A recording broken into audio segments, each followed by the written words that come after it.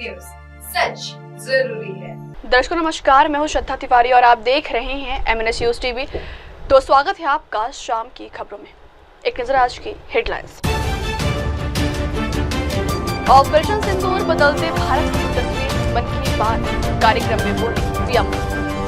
9/11 memorial से शशि थरूर का कोची समंदर में डूबने लगा विदेशी जहाज, खरीदार बनकर पहुंचे इंडियन कोस्ट गार्ड। तो खबरें विस्तार से। ऑपरेशन सिंदूर बदलते भारत की तस्वीर, मन की बात कार्यक्रम में बोले पीएम मोदी। पीएम मोदी ने आज शनिवार को अपने रेडियो शो मन की बात के जरिए लोगों से बात की। मन की बात कार्यक्रम का आज 122वां एपिसोड हुआ। इस दौरान पीएम मोदी ने कई मुद्दों पर बात की। पीएम मोदी ने इस कार्यक्रम में ऑपरेशन सिंदूर के बारे में भी बात की। उन्होंने कहा है कि आतंकवाद के खिलाफ पूरा देश एकजुट है। पीएम मोदी ने कहा कुछ दिनों पहले वो राइजिंग नॉर्थ ईस्ट समिट में गए थे, जहां उन्होंने अष्टलक्ष्मी महोत्सव के बारे में जानकारी हासिल की। उन्होंने सिक्किम के डॉक्टर चिवांग नोरबू भूटिया का उदाहरण दिया।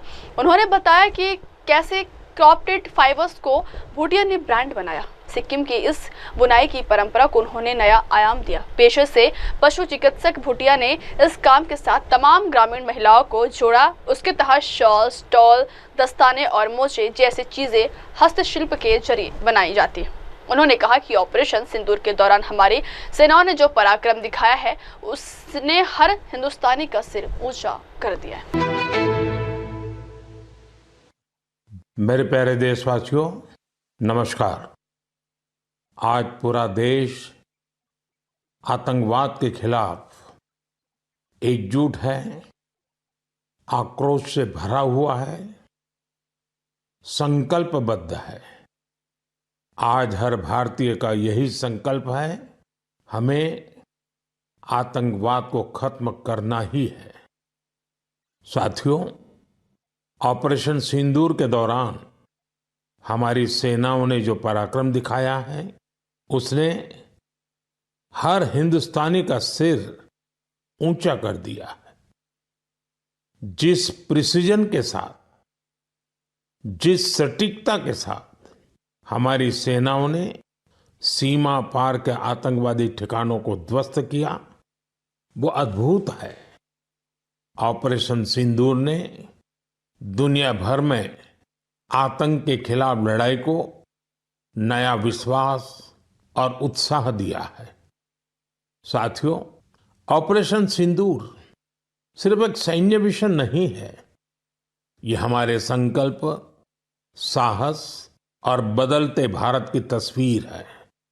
और इस तस्वीर ने पूरे देश को देशभक्ति के भावों से भर दिया है, तिरंगे में रंग दिया है। आपने देखा होगा, देश के कई शहरों में, गांवों में, छोटे छोटे कस्बों में तिरंगा यात्राएं निकाली गई। हजारों लोग हाथों में तिरंगा लेकर देश की सेना, उसके प्रति वंदन अभिनंदन करने निकल पड़े। कितने ही शहरों में सिविल डिफेंस वॉलेंटियर बनने के लिए बड़ी संख्या में युवा एकजुट हो गए। और हमने देखा, चंडीगढ़ के वीडियो तो काफी वायरल हुए थे। सोशल मीडिया पर कविताएं लिखी जा रही थी, संकल्प गीत गाए जा रहे थे, छोटे छोटे बच्चे पेंटिंग्स बना रहे थे जिनमें बड़े संदेश छुपे थे। मैं अभी 3 दिन पहले बीकानेर गया था। वहां बच्चों ने मुझे ऐसी ही एक पेंटिंग भेंट की थी। ऑपरेशन सिंदूर ने देश के लोगों को इतना प्रभावित किया है कि कई परिवारों ने इसे अपने जीवन का हिस्सा बना लिया है। बिहार के कटिहार में, यूपी के कुशीनगर में और भी कई शहरों में उस दौरान जन्म लेने वाले बच्चों का नाम सिंदूर रखा गया है। साथियों, हमारे जवानों ने आतंक के अड्डों को तबाह किया। यह उनका अदम्य साहस था और उसमें शामिल थी भारत में बने हथियारों, उपकरणों और टेक्नोलॉजी की ताकत। उसमें आत्मनिर्भर भारत का संकल्प भी था। हमारे इंजीनियर्स, हमारे तकनीशियन, हर किसी का पसीना इस विजय में शामिल है। इस अभियान के बाद पूरे देश में वोकल फॉर लोकल को लेकर एक नई ऊर्जा दिख रही है। कई बातें मन को छू जाती है। एक माँ बाप ने कहा, अब हम अपने बच्चों के लिए सिर्फ भारत में बने खिलौने ही लेंगे। देशभक्ति की शुरुआत बचपन से होगी। कुछ परिवारों ने शपथ ली है, हम अपनी अगली छुट्टियां देश के किसी खूबसूरत जगह में ही बिताएंगे। कई युवाओं ने मेड इन इंडिया का संकल्प लिया है, वो देश में ही शादी करेंगे। किसी ने ये भी कहा है, अब जो भी गिफ्ट देंगे वह किसी भारतीय शिल्पकार के हाथों से बना होगा। साथियों, यही तो है भारत की असली ताकत, जन मन का जुड़ाव, जन भागीदारी। मैं आप सबसे भी आग्रह करता हूं, आइए इस अवसर पर एक संकल्प लें। हम अपने जीवन में जहां भी संभव हो देश में बनी चीजों को प्राथमिकता देंगे। यह सिर्फ आर्थिक आत्मनिर्भरता की बात नहीं है, यह राष्ट्र के निर्माण में भागीदारी का भाव है। हमारा एक कदम भारत की प्रगति में बहुत बड़ा योगदान बन सकता है। साथियों, बस से कहीं आना जाना कितनी सामान्य बात है, लेकिन मैं आपको एक ऐसे गांव के बारे में बताना चाहता हूं जहां पहली बार एक बस पहुंची।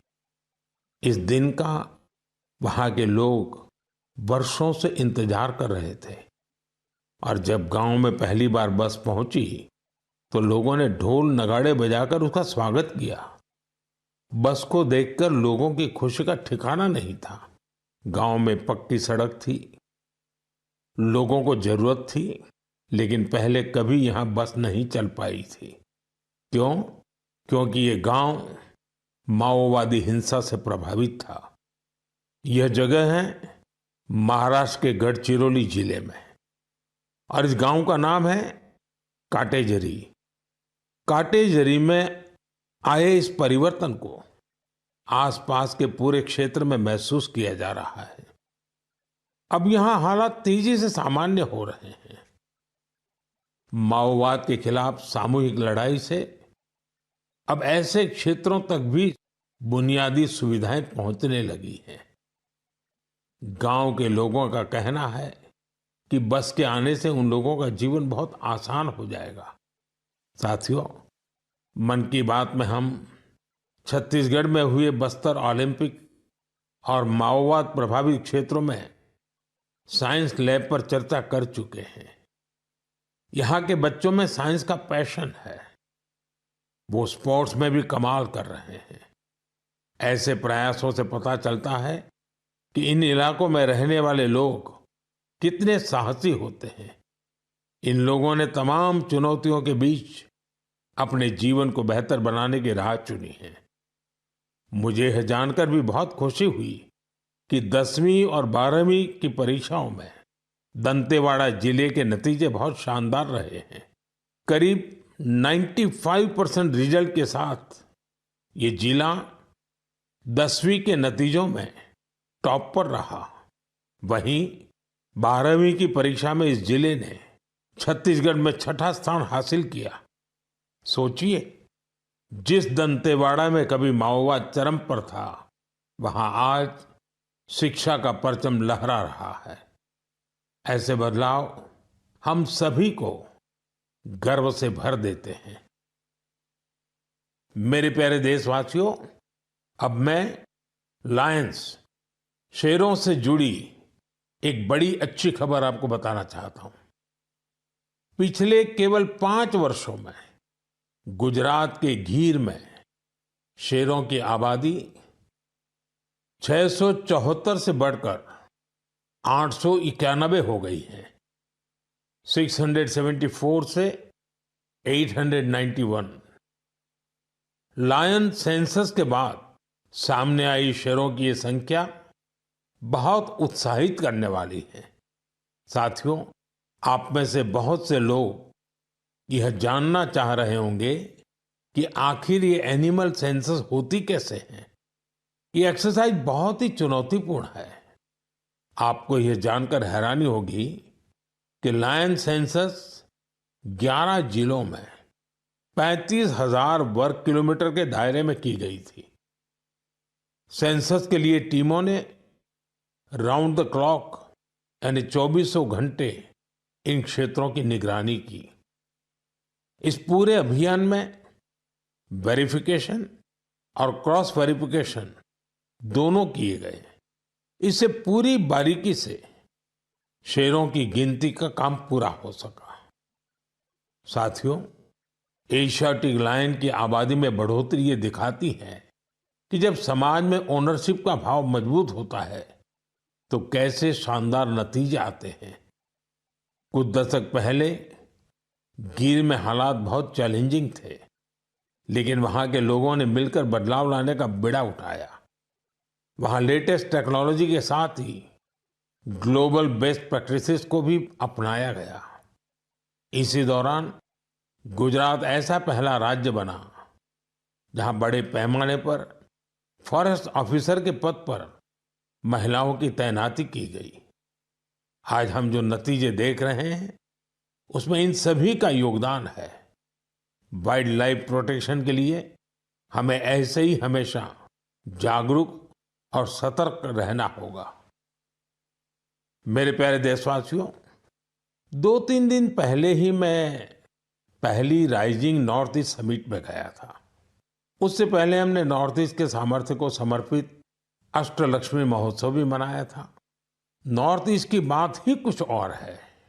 वहाँ का सामर्थ्य, वहाँ का टैलेंट वाकई अद्भुत है। मुझे एक दिलचस्प कहानी पता चली है क्राफ्टेड फाइबर्स की। क्राफ्टेड फाइबर्स ये सिर्फ एक ब्रांड नहीं, सिक्किम की परंपरा, बुनाई की कला और आज के फैशन की सोच, तीनों का सुंदर संगम है। इसकी शुरुआत की डॉक्टर चेवांग नोरबू भूटिया ने।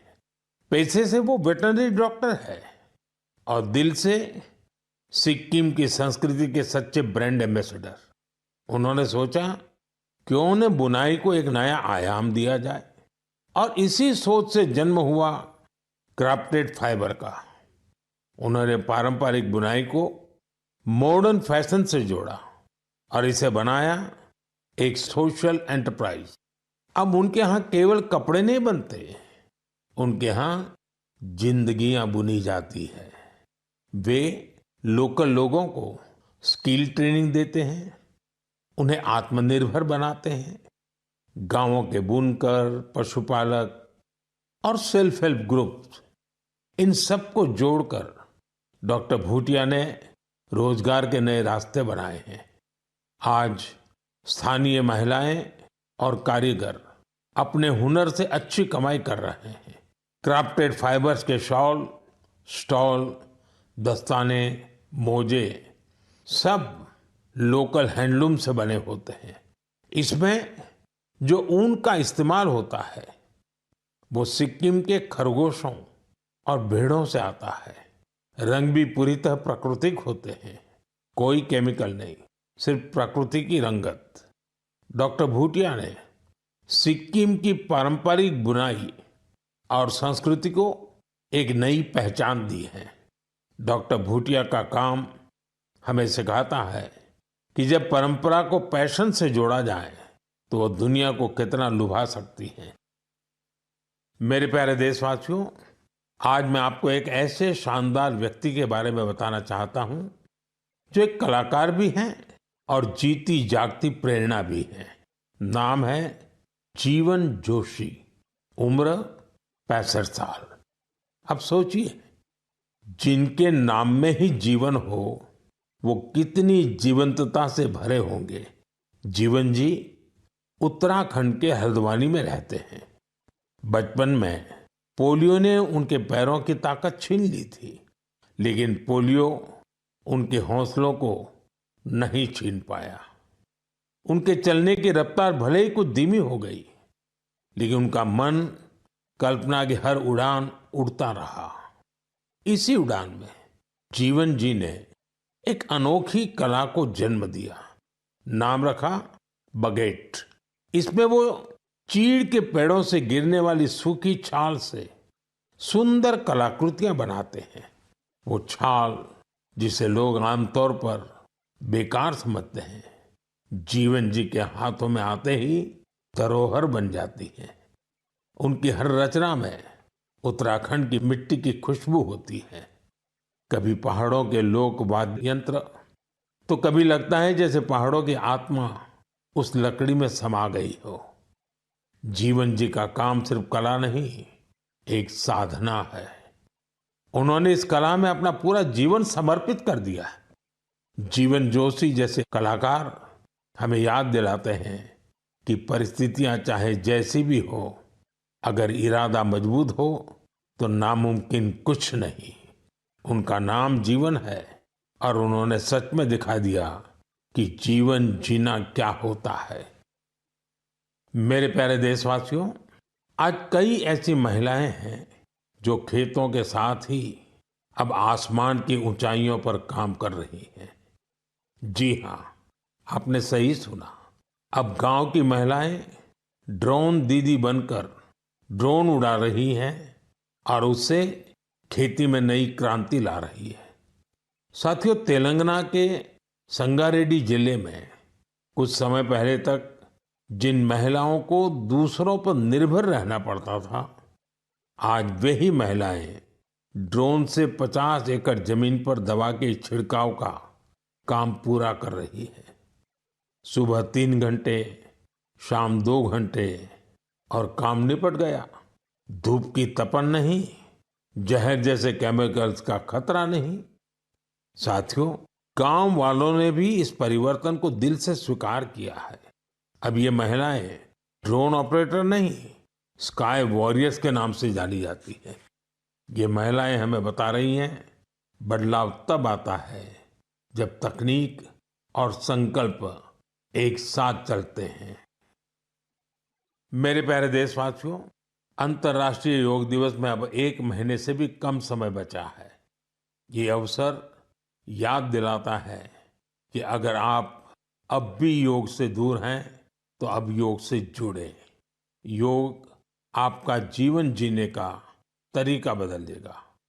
साथियों, 21 जून 2015 में योग दिवस की शुरुआत के बाद से ही इसका आकर्षण लगातार बढ़ रहा है।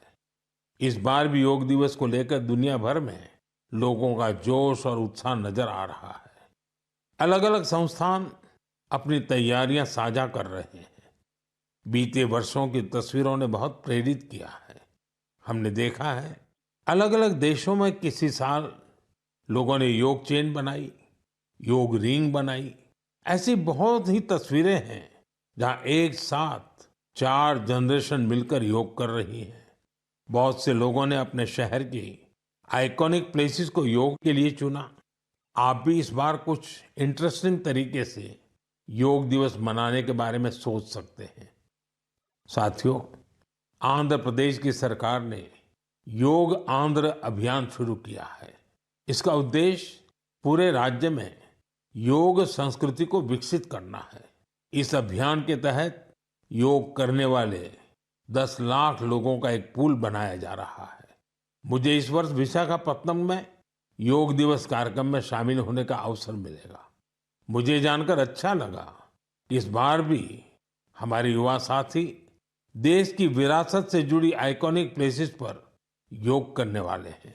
कई युवाओं ने नए रिकॉर्ड बनाने और योग चेन का हिस्सा बनने का संकल्प लिया है।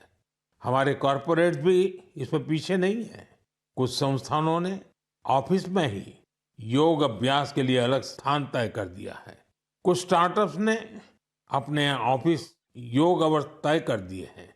ऐसे भी लोग हैं जो गांवों में जाकर योग सिखाने की तैयारी कर रहे हैं। हेल्थ और फिटनेस को लेकर लोगों की ये जागरूकता मुझे बहुत आनंद देती है। साथियों, योग दिवस के साथ साथ आयुर्वेद के क्षेत्र में भी कुछ ऐसा हुआ है जिसके बारे में जानकर आपको बहुत खुशी होगी। कल ही यानी 24 मई को WHO के डायरेक्टर जनरल और मेरे मित्र तुलसी भाई की मौजूदगी में एक MOU साइन किया गया है। इस एग्रीमेंट के साथ ही international classification of health interventions के तहत एक डेडिकेटेड ट्रेडिशनल मेडिसिन मॉड्यूल पर काम शुरू हो गया है। इस पहल से आयुष को पूरी दुनिया में वैज्ञानिक तरीके से अधिक लोगों तक पहुंचाने में मदद मिलेगी। साथियों, आपने स्कूलों में ब्लैक बोर्ड तो देखा होगा, लेकिन अब कुछ स्कूलों में शुगर बोर्ड भी लगाया जा रहा है। ब्लैक बोर्ड नहीं, शुगर बोर्ड। CBSE की इस अनोखी पहल का उद्देश्य है बच्चों को उनके शुगर इंटेक के प्रति जागरूक करना। कितनी चीनी लेनी चाहिए और कितनी चीनी खाई जा रही है, ये जानकर बच्चे खुद से ही हेल्दी विकल्प चुनने लगे हैं।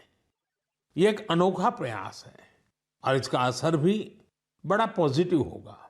बचपन से ही स्वस्थ जीवन शैली की आदतें डालने में ये काफी मददगार साबित हो सकता है। कई अभिभावकों ने इसे सराहा है और मेरा मानना है ऐसी पहल दफ्तरों, कैंटीनों और संस्थानों में भी होनी चाहिए। आखिरकार सेहत है तो सब कुछ है। फिट इंडिया ही स्ट्रांग इंडिया की नींव है। मेरे प्यारे देशवासियों, स्वच्छ भारत की बात हो और मन की बात के श्रोता पीछे रहें, ऐसा कैसे हो सकता है भला? मुझे पूरा विश्वास है कि आप सब अपने अपने स्तर पर इस अभियान को मजबूती दे रहे हैं। लेकिन आज मैं आपको एक ऐसी मिसाल के बारे में बताना चाहता हूं जहां स्वच्छता के संकल्प ने पहाड़ जैसी चुनौतियों को भी मात दे दी। आप सोचिए, कोई व्यक्ति बर्फीली पहाड़ियों पर चढ़ाई कर रहा हो, जहां सांस लेना मुश्किल हो, कदम कदम पर जान को खतरा हो, और फिर भी वो व्यक्ति वहां सफाई में जुटा हो। ऐसा ही कुछ किया है हमारी ITBP की टीमों के सदस्यों ने। ये टीम माउंट मकालू जैसे विश्व की सबसे कठिन चोटी पर चढ़ाई के लिए गई थी।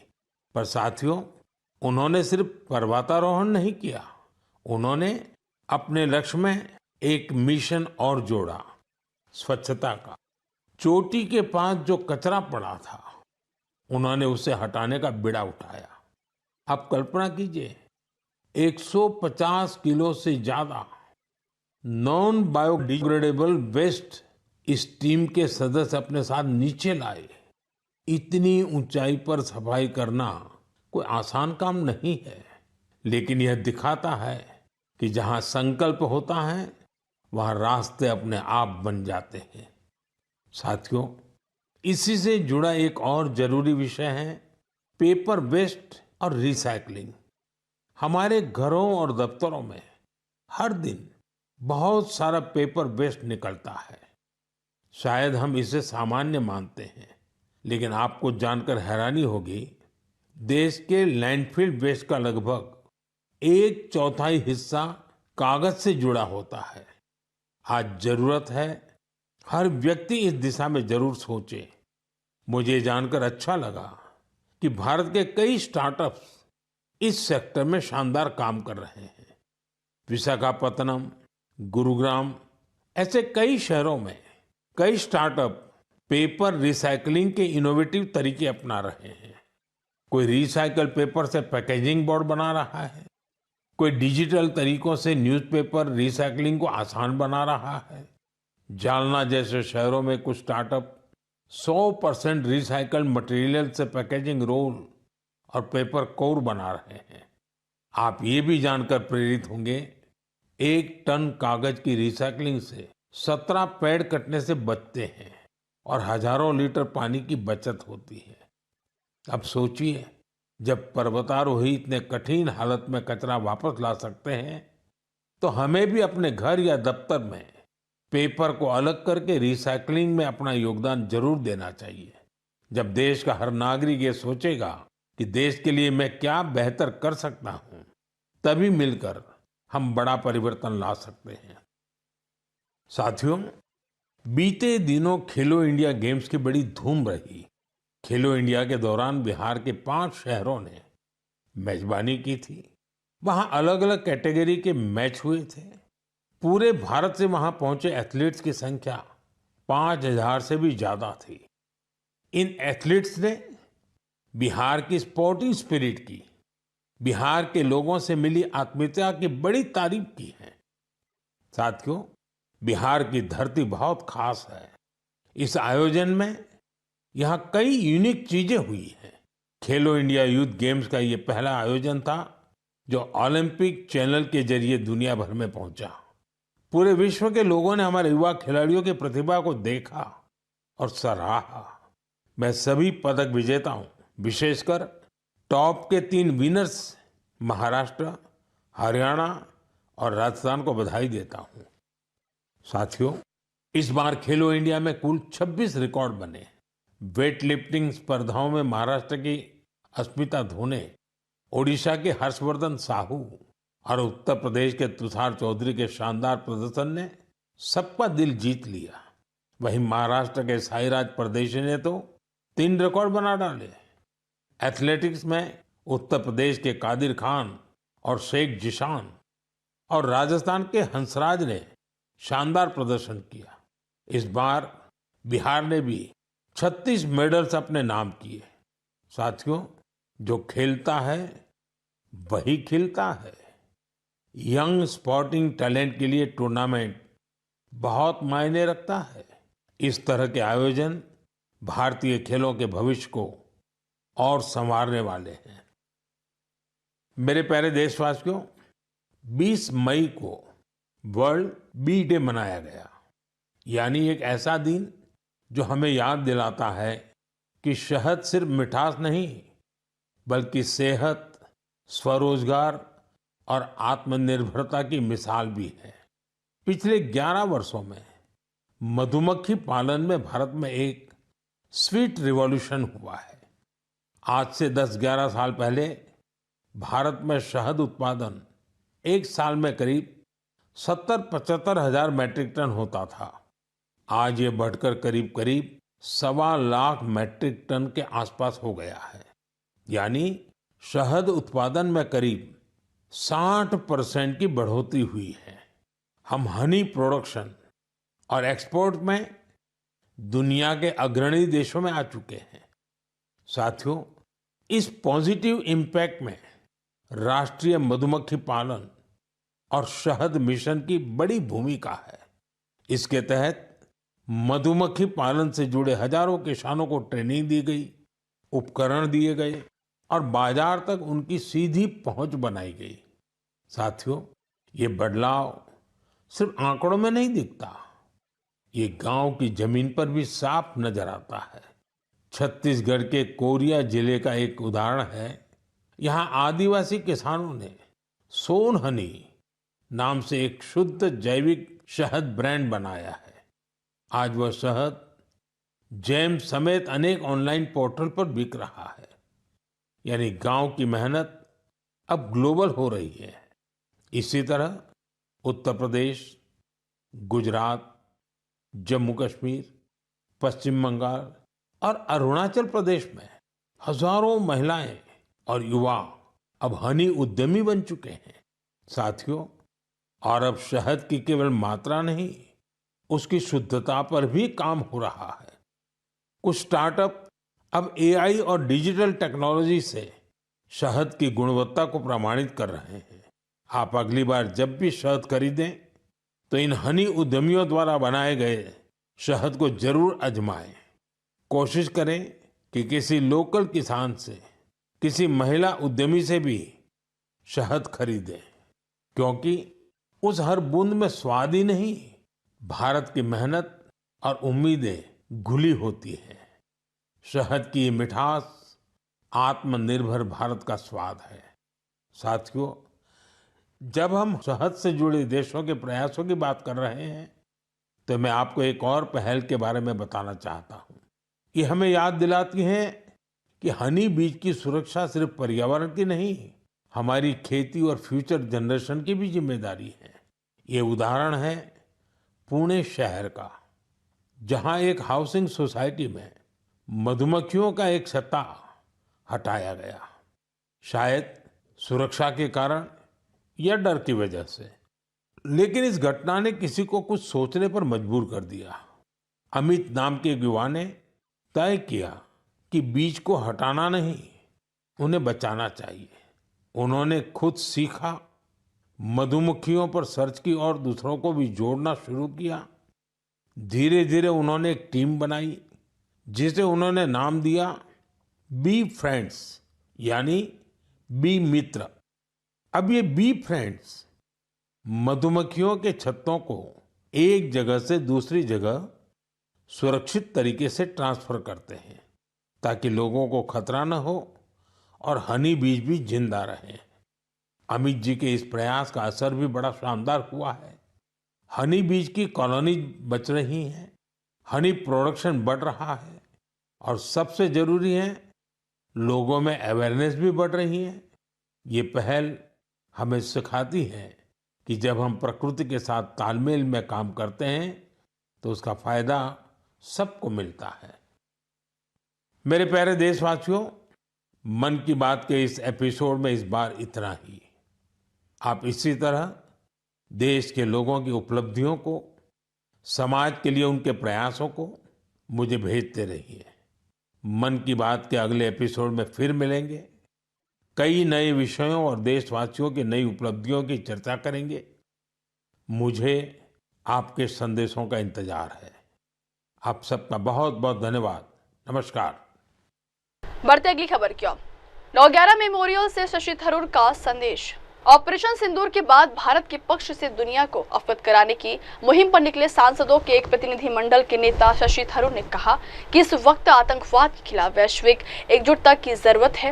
न्यूयॉर्क में 9/11 मेमोरियल के बाहर मीडिया से बात करते हुए उन्होंने कहा है कि भारत अमेरिका की तरह आतंकवादी हमलों के सामने चुप नहीं रहेगा। थरूर एक सर्वदलीय प्रतिनिधिमंडल के नेता के रूप में अमेरिका पहुंचे। उन्होंने आतंकवाद को एक वैश्विक समस्या बताते हुए सभी देशों से इसके खिलाफ एक साथ मिलकर लड़ने की अपील की।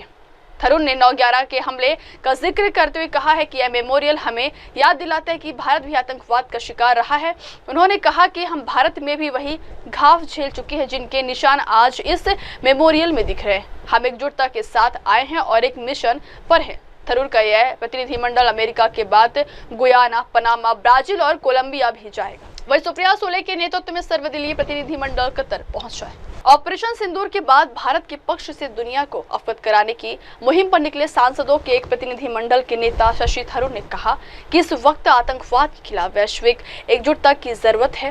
न्यूयॉर्क में 9/11 मेमोरियल के बाहर मीडिया से बात करते हुए उन्होंने कहा है कि भारत अमेरिका की तरह आतंकवादी हमलों के सामने चुप नहीं रहेगा। थरूर एक सर्वदलीय प्रतिनिधिमंडल के नेता के रूप में अमेरिका पहुंचे। उन्होंने आतंकवाद को एक वैश्विक समस्या बताते हुए सभी देशों से इसके खिलाफ एक साथ मिलकर लड़ने की अपील की।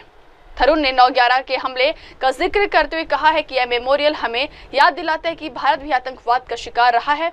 उन्होंने कहा कि हम भारत में भी वही घाव झेल चुके हैं जिनके निशान आज इस मेमोरियल में दिख रहे हैं। हम एकजुटता के साथ आए हैं और एक मिशन पर हैं। थरूर का यह प्रतिनिधिमंडल अमेरिका के बाद गुयाना, पनामा, ब्राजील और कोलंबिया भी जाएगा। वही सुप्रिया सुले के नेतृत्व में सर्वदलीय प्रतिनिधिमंडल कतर पहुंचा है। ऑपरेशन सिंदूर के बाद भारत के पक्ष से दुनिया को अवगत कराने की मुहिम पर निकले सांसदों के एक प्रतिनिधिमंडल के नेता शशि थरूर ने कहा कि इस वक्त आतंकवाद के खिलाफ वैश्विक एकजुटता की जरूरत है।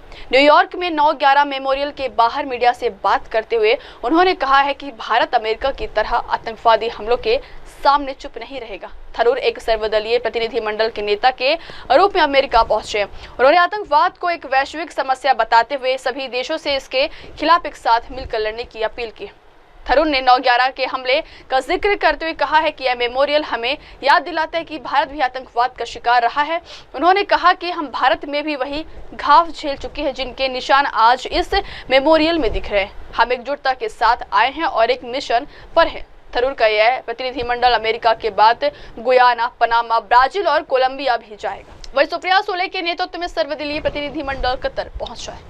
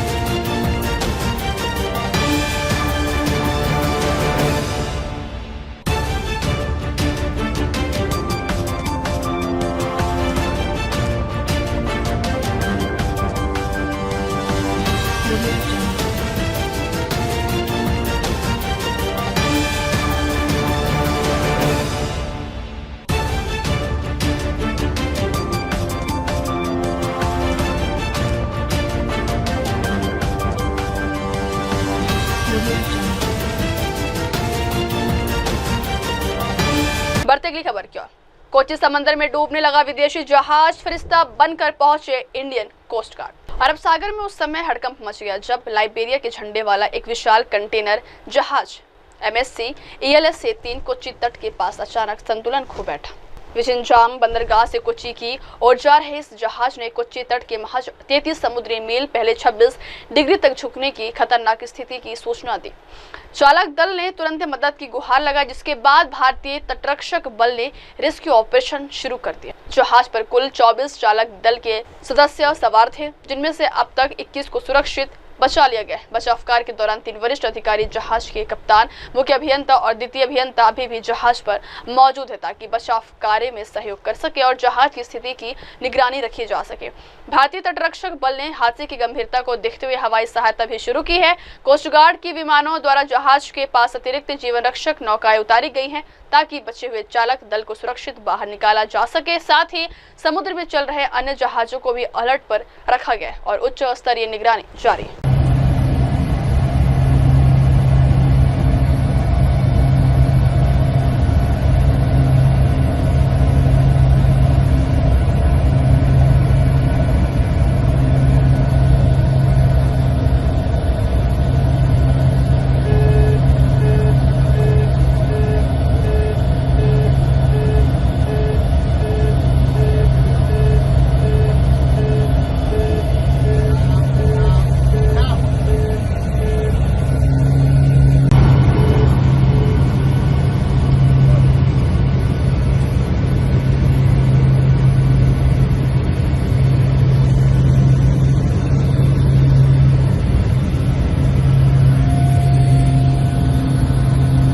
बढ़ते अगली खबर की ओर। मुंबई के कई इलाकों में जल भराव। महाराष्ट्र में पिछले 3-4 दिनों से मौसम का मिजाज बदला हुआ है। मुंबई समेत तटवर्ती इलाकों में लगातार बारिश हो रही। दक्षिण कोंकण के रत्नागिरी और सिंधुदुर्ग जिलों के लिए शनिवार को बारिश का रेड अलर्ट जारी किया गया। दबाव वाला क्षेत्र रत्नागिरी और दापोली के पास से गुजरा, जिससे भारी बारिश, आंधी और तेज हवाएं चले। अरब सागर में सक्रिय मानसून प्रणाली के कारण समुद्र की स्थिति असुरक्षित बनी हुई है, इसलिए महाराष्ट्र और गुजरात के तटों पर मछुआरों को चेतावनी भी जारी की गई। भुट्टे ने कहा है कि हमने सक्रिय मानसून के मौसम को देखते हुए पूरे महाराष्ट्र और गुजरात क्षेत्र के साथ साथ दक्षिण कोंकण के लिए मछुआरों को चेतावनी जारी की। वहीं ठाणे, मुंबई समेत कई इलाकों में देर रात जमकर बारिश हुई, लोगों का निकलना मुश्किल हो रहा है। मौसम विभाग ने कहा कि अगले 7 दिन महाराष्ट्र, गोवा समेत अन्य पड़ोसी राज्यों में भारी बारिश हो सकती है। महाराष्ट्र में पिछले 3-4 दिनों से मौसम का मिजाज बदला हुआ है। मुंबई समेत तटवर्ती इलाकों में लगातार बारिश हो रही। दक्षिण कोंकण के रत्नागिरी और सिंधुदुर्ग जिलों के लिए शनिवार को बारिश का रेड अलर्ट जारी किया गया। दबाव वाला क्षेत्र रत्नागिरी और दापोली के पास से गुजरा, जिससे भारी बारिश, आंधी और तेज हवाएं चले। अरब सागर में सक्रिय मानसून प्रणाली के कारण समुद्र की स्थिति असुरक्षित बनी हुई है, इसलिए महाराष्ट्र और गुजरात के तटों पर मछुआरों को चेतावनी भी जारी की गई। भुट्टे ने कहा है कि हमने सक्रिय मानसून के मौसम को देखते हुए पूरे महाराष्ट्र और गुजरात क्षेत्र के साथ साथ दक्षिण कोंकण के लिए मछुआरों को चेतावनी जारी की। वहीं ठाणे, मुंबई समेत कई इलाकों में देर रात जमकर बारिश हुई, लोगों का निकलना मुश्किल हो रहा है। मौसम विभाग ने कहा कि अगले 7 दिन महाराष्ट्र, गोवा समेत अन्य पड़ोसी राज्यों में भारी बारिश हो सकती है। महाराष्ट्र में पिछले 3-4 दिनों से मौसम का मिजाज बदला हुआ है। मुंबई समेत तटवर्ती इलाकों में लगातार बारिश हो रही। दक्षिण कोंकण के रत्नागिरी और सिंधुदुर्ग जिलों के लिए शनिवार को बारिश का रेड अलर्ट जारी किया गया। दबाव वाला क्षेत्र रत्नागिरी और दापोली के पास से गुजरा, जिससे भारी बारिश, आंधी और तेज हवाएं चले। अरब सागर में सक्रिय मानसून प्रणाली के कारण समुद्र की स्थिति असुरक्षित बनी हुई है। इसलिए महाराष्ट्र और गुजरात के तटों पर मछुआरों को चेतावनी भी जारी की गई। भुट्टे ने कहा है कि हमने सक्रिय मानसून के मौसम को देखते हुए पूरे महाराष्ट्र और गुजरात क्षेत्र के साथ दक्षिण कोंकण के लिए मछुआरों को चेतावनी जारी की। वहीं ठाणे, मुंबई समेत कई इलाकों में देर रात जमकर बारिश हुई, लोगों का निकलना मुश्किल हो रहा है। मौसम विभाग ने कहा कि अगले 7 दिन महाराष्ट्र, गोवा समेत अन्य पड़ोसी राज्यों में भारी बारिश हो सकती है।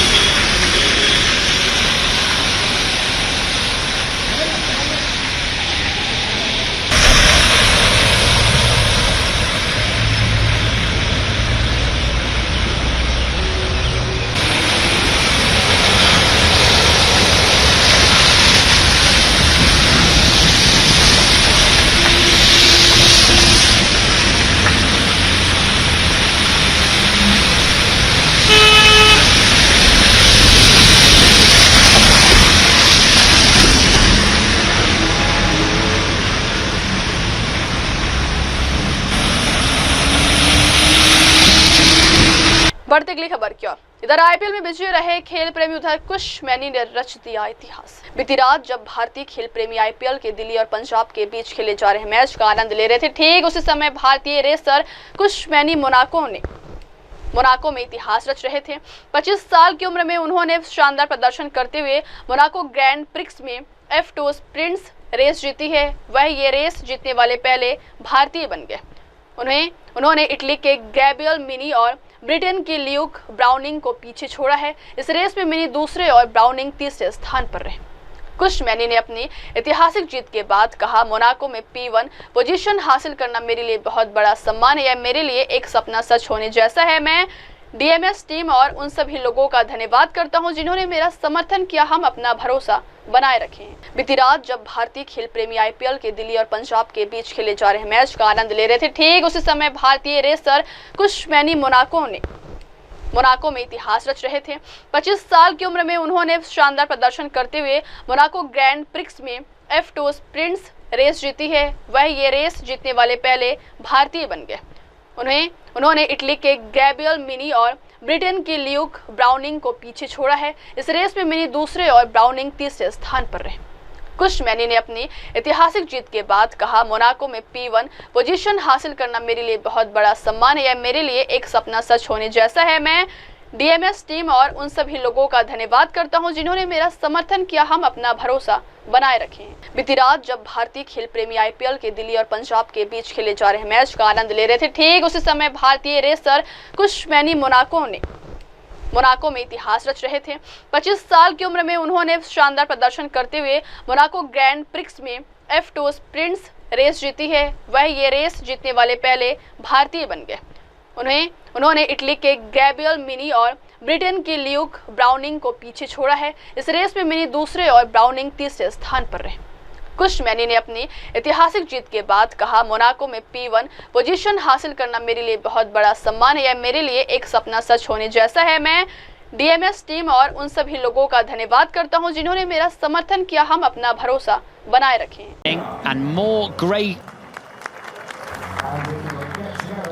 Well done to Kush Maini, a very proud. बढ़ते अगली खबर क्यों फूट पड़े पाकिस्तान के मंत्री ख्वाजा आसिफ। अमेरिका पर पाकिस्तान के रक्षा मंत्री की रक्षा ख्वाजा आसिफ ने बड़ा बयान दिया है। दुनिया भर में हो रही हिंसा और युद्ध को लेकर ख्वाजा आसिफ ने अमेरिका पर कई सवाल खड़े किए। उन्होंने आरोप लगाया है कि अमेरिका पिछले 100 साल से देशों को लड़वा रहा है। उन्होंने दुनिया भर में हो रही जंगों को अमेरिका के लिए कमाई का जरिया बताया। ख्वाजा आसिफ के बयान का वीडियो सोशल मीडिया पर वायरल हो रहा है। ख्वाजा आसिफ ने अपने बयान में कहा है कि दुनिया में हर जगह अमेरिकी युद्ध छेड़ रहे हैं। शायद पिछले 100 सालों से उन्होंने 260 युद्ध लड़े, चीन ने 3 लड़े हैं। वे अभी भी पैसा कमा रहे हैं। सैन्य उद्योग उनके सकल घरेलू उत्पाद का एक बड़ा हिस्सा है, इसीलिए उन्हें युद्ध में शामिल होना पड़ता है। वे देशों को लड़वाते हैं, कभी यहाँ कभी वहाँ। जब देश लड़ते हैं तो वे कमाते हैं। ख्वाजा आसिफ ने अपने बयान को साबित करने के लिए देशों का उदाहरण भी दिया। उन्होंने कहा कि अमेरिका ने फिलिस्तीन, सीरिया, मिस्र और लीबिया में ऐसा किया है। You know, everywhere in the world, you know, Americans have been doing it for last maybe 100 years, कि they generate wars. उन्होंने तकरीबन 260 जंगें लड़ी हैं अब तक अमेरिका ने। चाइना ने 3 लड़ी हैं। They still make money. But वहाँ पे मिलिट्री इंडस्ट्रियल कॉम्प्लेक्स है, इट्स एन एस्टैब्लिश इंडस्ट्री, जो मेरे ख्याल उनकी जीडीपी का मेजर पोर्शन है, उसके लिए उनको जंगें करनी पड़ती है। कभी इसको लड़ा दिया, कभी किसी और को लड़ा दिया, और फिर जो है उस लड़ाई में कमा के पैसे घर चले गए। यही अफ़गानिस्तान में उन्होंने किया है, यही उन्होंने सीरिया में, इजिप्ट में, लीबिया में। These countries who were really rich, very rich country, they are bankrupt now. बढ़ते अगली खबर क्यों? कड़ी सुरक्षा के बीच सलमान खान ने दोस्त की शादी में की धमाकेदार। बॉलीवुड के भाईजान सलमान खान अक्सर अपनी फिल्मों, पर्सनल लाइफ और जबरदस्त स्टारडम के चलते सुर्खियों में रहते हैं। हाल ही में वह अपने करीबी दोस्त अयाज खान की शादी में पहुंचे, जहां उनकी मौजूदगी ने माहौल को और भी खास बना दिया। लेकिन इस बार चर्चा केवल सलमान की मौजूदगी की नहीं, बल्कि उनकी सुरक्षा व्यवस्था की भी रही। दरअसल इस शादी समारोह में सलमान खान Y+ सिक्योरिटी के शिरकत किए, जिसने सबका ध्यान खींचा। पिछले कुछ समय से सलमान खान की सुरक्षा को लेकर गंभीर चिंताएं जताई जा रही हैं। लॉरेंस बिश्नोई गैंग से मिल रही लगातार धमकियों के चलते मुंबई पुलिस ने उन्हें Y+ कैटेगरी की सिक्योरिटी दी हुई है। इसके तहत सलमान के साथ हर वक्त सशस्त्र कमांडोज की टीम तैनात रहती है। हाल ही में उनके घर गैलेक्सी अपार्टमेंट में 2 अलग-अलग घुसपैठ की घटनाओं ने इस खतरे को और गंभीर बना दिया।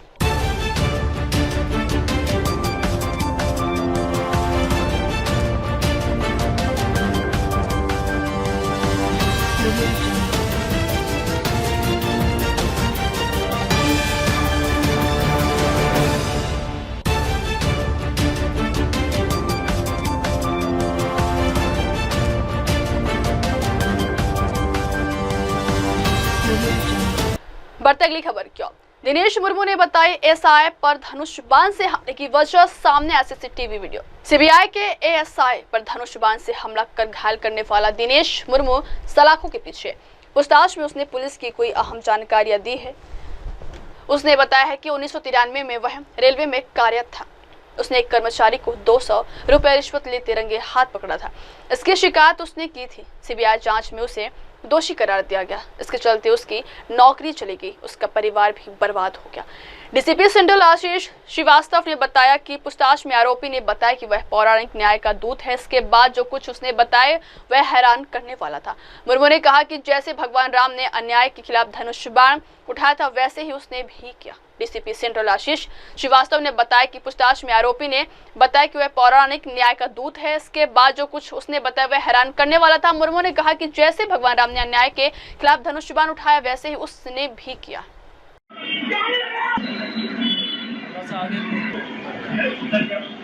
कुछ शक हुआ है ना, तब गए ये वहाँ देख रहे थे। शांत रहिए, शांत रहिए।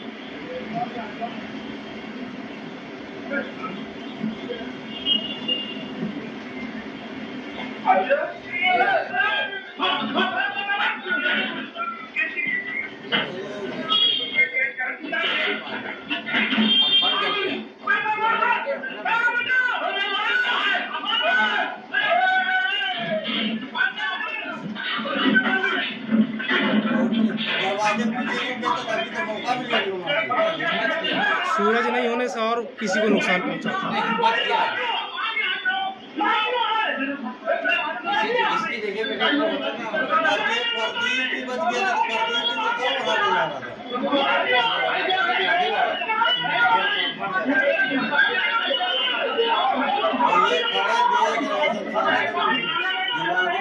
मेन इसमें सूरज जो है